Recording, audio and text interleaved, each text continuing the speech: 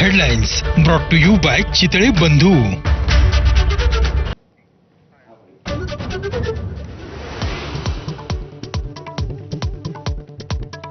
मुंबई रायगडमध्ये पाऊस पुन्हा परतला. रायगडच्या उरण पनवेल महाडमध्ये मुसळधार पाऊस. मुंबईसाठी 3 तासांचा रेड अलर्ट.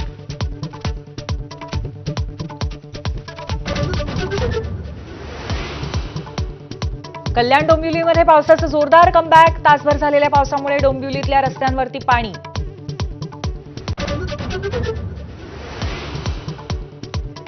पिंपरी चिंचवडमध्ये तुफान पाऊस. हिंजवडी परिसरातील रस्त्यांना नद्यांचं स्वरूप.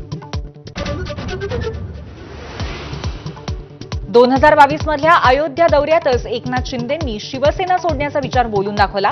संजय राऊतांचा माझा कट्ट्यावरती गौप्यस्फोट.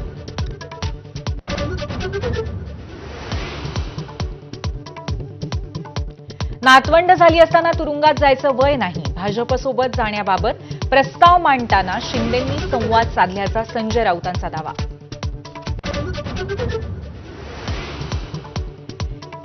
दैनिक सामनाच्या मुखपृष्ठावरती उद्धव आणि राज ठाकरे एकाच फ्रेममध्ये.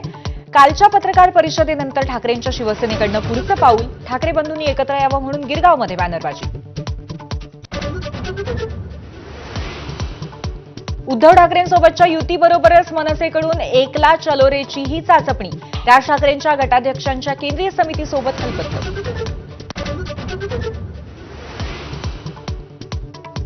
राज ठाकरेंच्या सभांमधली गर्दी मतांमध्ये परिवर्तित होत नाही. मात्र उद्धव ठाकरेंच्या सभा मतांमध्ये परिवर्तित होतात. शरद पवारांचं विश्लेषण. महाराष्ट्र विधानसभा म्हणजे निवडणुका चोरण्याचं पॅटर्न. राहुल गांधींचा अनेक वृत्तपत्रांमध्ये लेख. तर राहुल गांधी भ्रमिष्ट. भाजपचा पलटवार.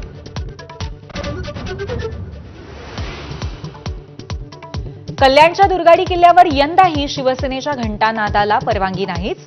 शेजारी बकरी ईद शांततेत साजरी. मात्र मालेगावमध्ये अवैध कत्तलखान्यांमुळे नदीचं पाणी झालं लालबुंद.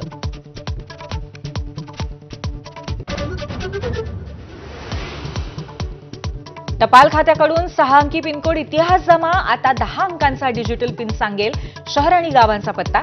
तुमच्या घर, कार्यालय आणि उद्योगाचा अतिशय नेमका पत्ता आता कळणार.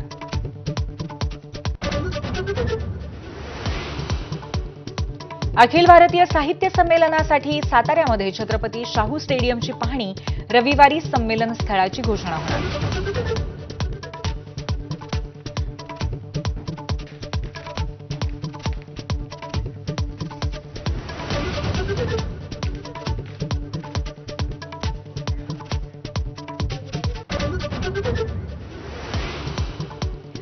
नमस्कार, मी पूर्वी भावे. टी टाइम न्यूजमध्ये आपलं स्वागत. आणि बुलेटिनच्या सुरुवातीला पावसासंदर्भातली बातमी बघणार आहोत.